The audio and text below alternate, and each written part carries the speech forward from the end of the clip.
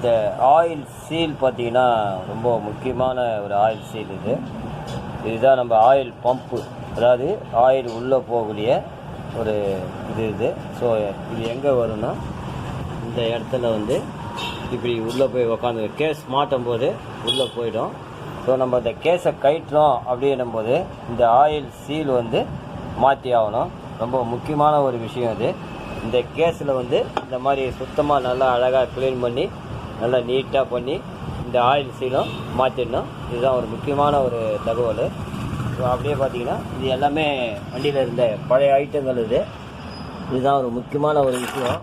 ஏன்னா கஸ்டமருக்கு வந்து இதெல்லாம் நமக்கு ஒரு இதெல்லாம் காட்டணுமோனா இதுதான் அந்த ஆயில் சீல். ஏன்னா ஒரு வாட்டி நம்ம கேஸை கட்டிட்டுன்னு சொன்னால் இந்த ஆயில் சீலை மாற்றிடணும், இல்லைன்னா ஆயில் வந்து நமக்கு போருக்கு ஏறாது. இந்த ஆயில் சீல் வந்து நல்லா மட்டமாக அடிக்கணும். இதுதான் ரொம்ப முக்கியமானது. இது வந்து உள்ளே பார்த்தீங்கன்னா உள்ளே போகணும், மேலே இருக்கக்கூடாது. இப்படி கையில் தடவுனீங்கன்னா நமக்கு அந்த மோடு தெரியணும். ஸோ இது வந்து உள்ளே இருக்கணும் ஆயில் சீலு. இதுதான் ஒரு விஷயம்.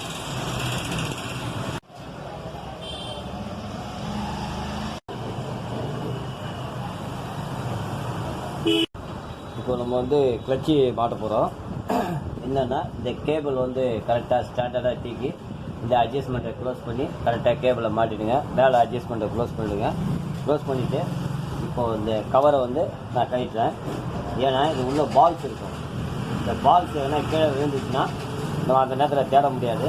ஸோ இதுதான் ஒரு முக்கியமான ஒரு சமாச்சாரம். அடுத்தது மெலிஸ் வாசர் உள்ளே வரும். இந்த வாசரை வந்து அழகாக உள்ளே இப்படி போட்டுங்க. போட்டு இந்த பெல்லு இதுதான் நம்ம ரெடி பண்ணது பெல்லு இது. ஸோ பெல்லு வந்து நம்ம உள்ளே அழகாக அப்படி செட் பண்ணிங்கன்னா ஈஸியாக அப்படி உள்ளே போயிடுவது.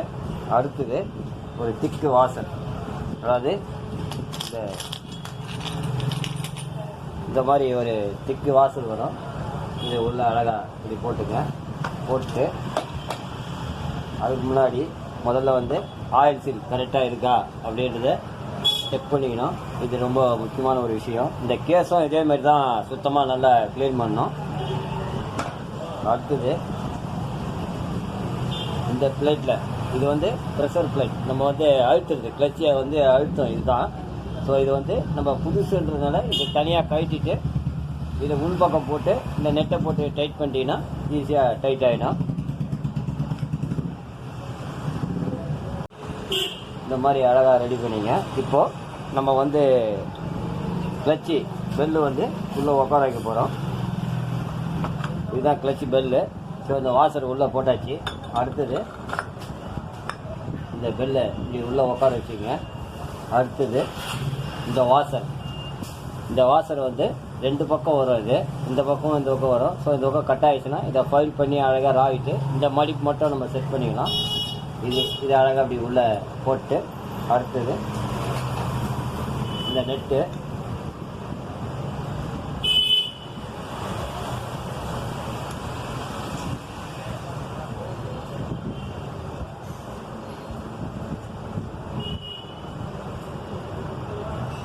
இப்போ இது உள்ள பால்ஸ் இருக்குது. இப்போ நான் இந்த விட்டு போடும்போது பால்ஸ் வெளியே வராது. அது முக்கியமாக அது உள்ளவே நின்றோம்.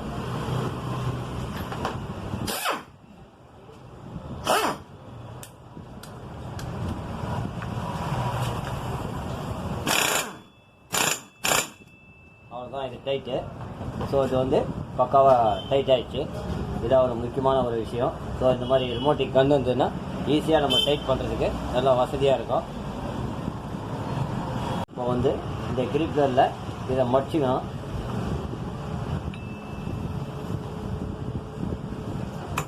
அவ்வளோதான், ஈஸியாக இந்த மாதிரி மடிச்சு விட்டிங்கன்னா கரெக்டாக இருக்கும்.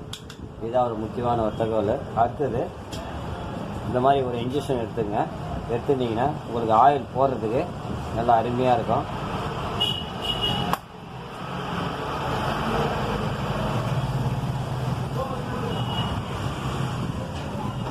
முதல்ல இந்த பிளேட்டு உள்ளே உட்காரும். அடுத்தது இந்த ப்ரெஷர் பிளேட்டு ஸ்டீல் பிளேட் வந்து அழகாக அப்படி உட்காரும். இதில்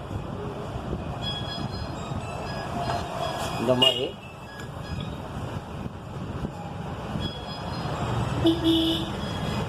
இந்த ஸ்டீல் பிளேட் வந்து பார்த்தீங்கன்னா நமக்கு இந்த பக்கம் மட்டமாக இருக்கும், இந்த பக்கம் மோடாக இருக்கும். மோடாகிற பக்கம் நம்ம பக்கம் பார்த்த மாதிரி மாட்டணும். அடுத்தது இந்த பிளேட்டு, அடுத்தது அதே மாதிரி இந்த மோடாகுது நம்ம பக்கம் மாற்ற மாதிரி மாட்டணும். ஸோ அடுத்தது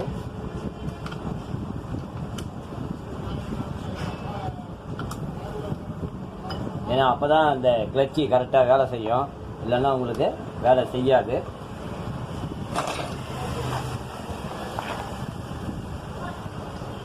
இப்போ அடுத்தது பார்த்தீங்கன்னா இது நான் அட்ஜஸ்ட்மெண்ட் பண்ணி வச்சுருக்கேன். ஸோ இப்போ மாட்டிட்டு இதை அட்ஜஸ்ட்மெண்ட் பண்ணணும்.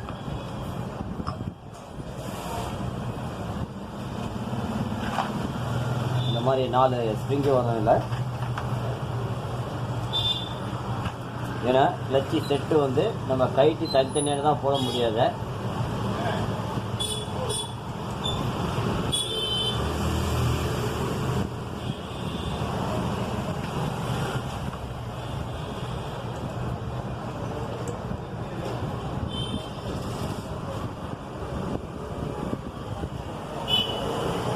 இப்போது இந்த மாதிரி மட்டமாக அழகாக டைட் பண்ணோம். பெண்ணம் போல்ட்டை இந்த 4 ஸ்ப்ரிங்கை போட்டு இந்த வாசரை போட்டு. ஸோ இதில் வந்து ஒரு முக்கியமான ஒரு விஷயம் என்னென்னா, இங்கே நான் தோல், அதாவது இது வந்து தோல், துணி கிடையாது. தோல் வச்சு நம்ம டைட் பண்ணோன்னா ஈஸியாக நமக்கு இந்த மாதிரி டைட் ஆகிடும். இது வந்து இந்த மாதிரி இதில் டீப் பாக்ஸ் போட்டு தான் டைட் பண்ணோம். இந்த மாதிரி அழகாக நமக்கு ஈஸியாக தெரிய கையில் எவ்வளோ டைட் இருக்குன்ட்டு. ஏன்னா அளவுக்கு மீறி டைட் பண்ணிங்கன்னா பலாக்கணும் உள்ளே உடச்சிக்கும் அளவுலையும்.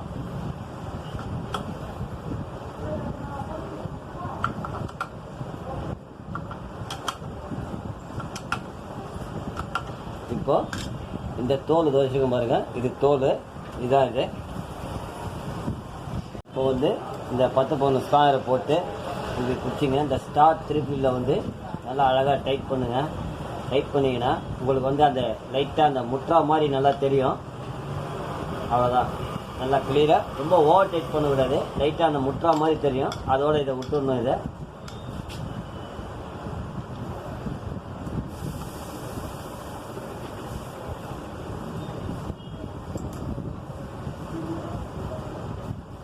இந்த மாதிரி ஃபுல் டைட் வச்சிடணும் இதை.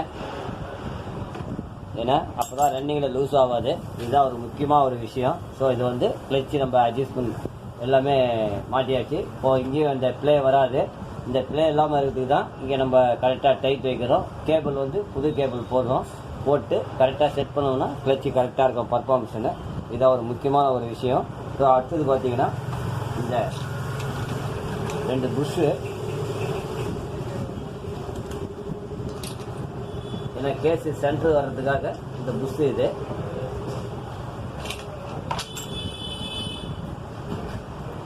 இப்போது இந்த ஃபில்ட்ரு வந்து நல்லா இந்த மாதிரி தான் க்ளீன் பண்ணி போடணும். இப்போது அடுத்தது கிளச்சிகஸ் பேக்கிங் போடணும். ஏன்னா பேக்கிங் பொறுத்தவரைலாம் இந்த மாதிரி ஒரிஜினல் பேக்கிங் வருது, அழகாக வாங்கி போடுங்க. அதுதான் ஒரு முக்கியமான ஒரு விஷயம். ஸோ இந்த மாதிரி ஒரிஜினல் பேக்கிங் போட்டால் தான் நமக்கு வண்டிக்கு நல்லாயிருக்கும். இதில் கிரீஸோ எதுவுமே இதில் தடவக்கூடாது, அப்படியே தூக்கி மாட்டணும். இப்போ இந்த கிளச்சி கேஸ் வந்து நமக்கு எல்லாமே மாட்டியாச்சு. அடுத்தது பார்த்தீங்கன்னா இந்த 2 பின்னு ரொம்ப முக்கியம். ஏன்னா சென்டர் கேஸ் மாட்டுறதுனால இந்த 2 பின்னு வந்து முக்கியம். அதேமாதிரி நான் வந்து இந்த பிளேட்டை வந்து நான் போட்டிருக்கேன், எப்படி வசம் போட்டிருக்குதுன்றதை உங்களுக்கு நான் தெளிவாக சொல்லியிருக்கேன். ஸோ இதில் வந்து பார்த்தீங்கன்னா ஒரு பக்கம் மோடாக இருக்கும், ஒரு பக்கம் மட்டமாக இருக்கும். அந்த மட்டமாக இருக்கிறது வந்து உள் சைட் போயிடணும், மோடாக இருக்கிறது வந்து இந்த சைட் பண்ணணும். முதல்ல ஒரு கார் பிளேட்டு, அப்புறம் ஒரு ஸ்டீல் பிளேட்டு, அப்புறம் ஒரு கார் பிளேட்டு, அப்புறம் ஒரு ஸ்டீல் பிளேட்டு, அந்த மாதிரி லைனாக வரும்போது லாஸ்ட்டில் வந்து கார் பிளேட் வரும். ஸோ இந்த அட்ஜஸ்ட்மெண்ட் வந்து பார்த்தீங்கன்னா இந்த கேபிள், புது கேபிள் போட்டு அட்ஜஸ்ட்மெண்ட்டு மேலே பாருங்கள். கரெக்டாக கொஞ்சம் லூஸ் இருந்ததுன்னா திரும்பி லூஸ் பண்ணிட்டு இதை கொஞ்சம் டைட் பண்ணுங்கள். கரெக்டாக அந்த பொசிஷன் கரெக்டாக வச்சுட்டு செட் பண்ணிட்டீங்கன்னா கிளச்சி வந்து கரெக்டாக இருக்கும்.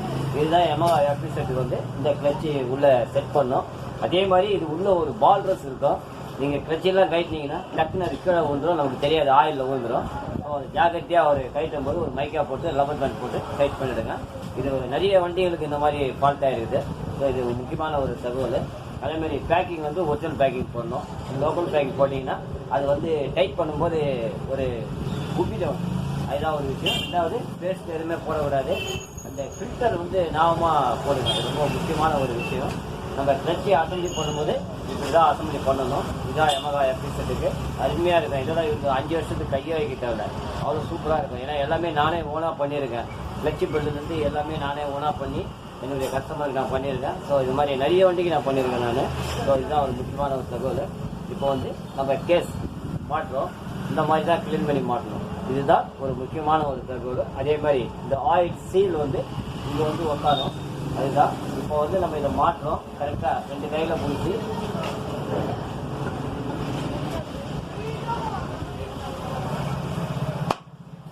இப்படி. ஏன்னா இங்கே ஆயில் சீல் வந்து பார்த்தீங்கன்னா நீங்கள் இப்படியும் அப்படியும் மாட்டிங்கன்னா அந்த ஓரிங் வெளியே வந்துடும். கரெக்டாக கேஸை அழகாக கரெக்டாக கொண்டு போகணும். கொண்டு போய் கரெக்டாக மாட்டிடணும். இவ்வளோதான் இந்த விஷயம். இது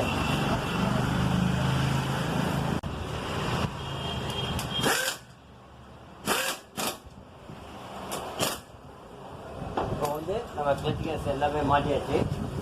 எல்லா ஸ்க்ரூவும் டைட்டாக இருக்கான்னு கரெக்டாக செக் பண்ணிக்கணும். இதுதான் ஒரு முக்கியமான ஒரு விஷயம். ஸோ அடுத்தது பார்த்தீங்கன்னா இந்த ஃபில்டர் வந்து நம்ம கஸ்டமரே வாங்கிட்டு வந்தார்.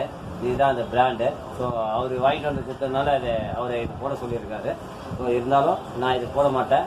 ஆனால் அவர் கொடுத்துருக்காரு, இதை மாட்டிடுங்க சார் அப்படின்னாரு. ஸோ அவருக்காக இதை நான் மாட்டுறேன்.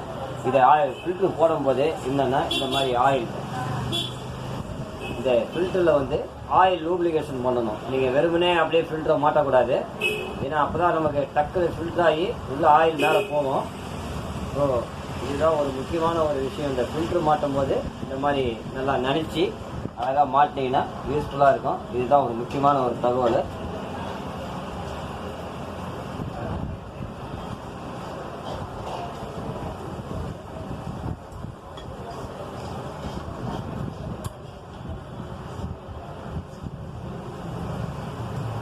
இந்த ஓரிங்கை வந்து நான் சுத்தமாக க்ளீன் பண்ணி அருமையாக வச்சுருக்கேன்.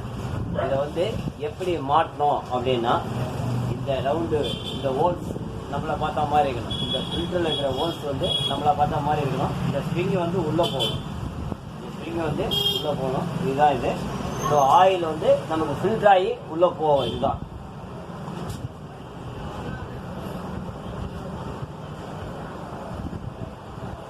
இந்த மாதிரி ஒரு கட்டை வரல் ஐந்து பிடிச்சிங்க.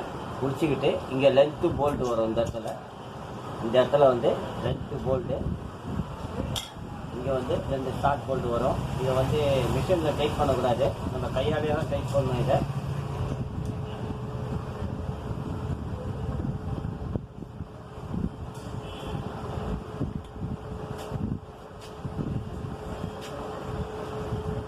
இந்த மாதிரி 8 டீ பாக்ஸ் போட்டு அழகாக டைட் பண்ணிங்க. இதில் பேஸ்ட்டோ கீஸ்ட்டோ எதுவுமே போடக்கூடாது. லீக்கு வந்ததுன்னா ஓரிங் தான் மாற்றணும். அதில் வேறு ஒன்றுமே கிடையாது. இதை வந்து மீடியமாக இதை அழகாக இந்த டைட்டு வச்சாவே நம்ம கையில் தெரியும் உங்களுக்கு. அதாவது அந்த டைட்னஸ் வந்து ஈஸியாக தெரியும். இது எல்லாமே அலுமினியம் பாடி. ஸோ இதை வந்து முக்கியமாக ஒரு மீடியமாக தான் டைட் பண்ணணும்.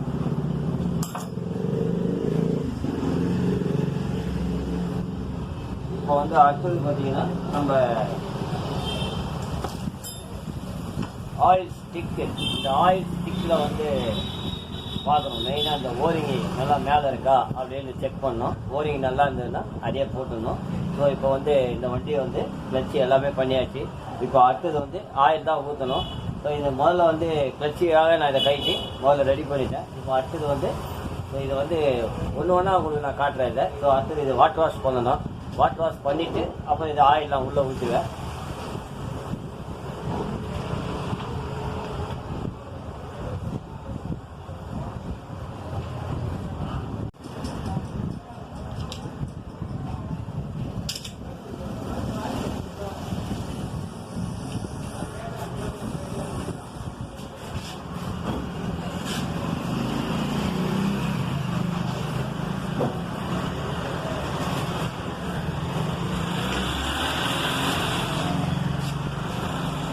ஆயில் ஊற்றும் போது புனல் வந்து சுத்தமாக இருக்கணும். அதுதான் ரொம்ப முக்கியமான ஒரு விஷயம்.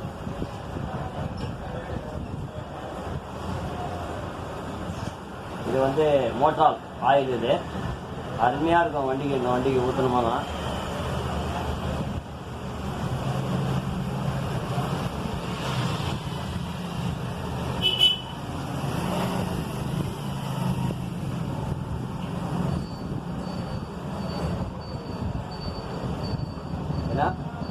கஸ்டமருக்கு வந்து மெயினாக வந்து நம்ம ஆயில் ஊற்றணுமா இல்லையான்றது அவங்களுக்கு தெரியணும். ஸோ அதுக்காக இப்போ நான் இந்த ஆயிலை ஊற்றிருக்கேன். ஏன்னா இந்த கிளச்சி வேலைலாம் முடிஞ்சிச்சு. சரி, அதுக்கப்புறம் வாஷ் பண்ணி ஆயில் ஊற்றுறதோட நம்ம இது ஒரு சப்ஜெக்ட் வந்து கரெக்டாக முடிச்சதுக்காக இந்த ஆயிலை நான் ஊற்றிட்டேன் நான்.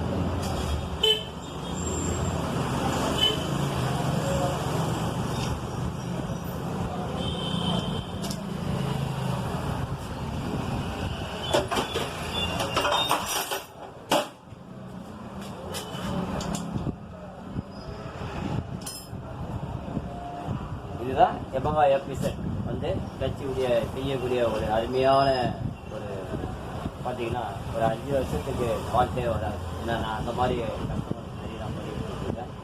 என்னுடைய அனுபவத்திலும் நான் நிறைய பார்த்துருக்கேன். ஸோ இப்படி தான் நான் வேலை செய்யுது. ஏன்னா ஒரு கிளச்சின்னா அட்டாக் அதை எப்படி பண்ணணும் அப்படின்றத இதை நான் பண்ணியிருக்கேன். எல்லாமே பாருங்கள். கிளச்சி நான் கைட்டுனதுலேருந்து ஃபஸ்ட்டு முதல்ல வந்து வீடியோ போட்டது வந்து கிளச்சி கைட்டுறது நான் வந்து போட்டிருக்கேன். ஸோ இப்போ வந்து அசம்பிளி பண்ணுறது அது ஒரு வீடியோ வரும். அதேமாதிரி கிளச்சி பெல்லு நான் எப்படி ரிவிட்டிங் பண்ணேன், எப்படி ரப்பர் மாற்றினேன், அது 1 by 1 உங்களுக்கு வந்துட்டுருக்கோம். இதை தொடர்ந்து பாருங்கள். ஏன்னா இந்த வண்டி ஒரு Yamaha FZ எப்படி சர்வீஸ் பண்ணணும், எப்படி வச்சுக்கணும் அப்படின்றத நான் இதை பண்ணிகிட்ருக்கேன். ஸோ இது எல்லாமே வேலை, சின்ன வேலைகள் நிறைய இருக்குது. நான் தொடர்ந்து உங்களுக்கு காட்டுறேன், பாருங்கள். அந்த பழைய ஐட்டங்கள் வண்டியில் மாற்றுறது எல்லாமே கம்ப்ளீட்டாக மாற்றின ஐட்டம். ஸோ இதுதான் இது, இந்த வண்டிக்கு தான் அது நம்ம கிளச்சி வேலை பார்த்துருக்கு. ஸோ இது முக்கியமான ஒரு தகவல்.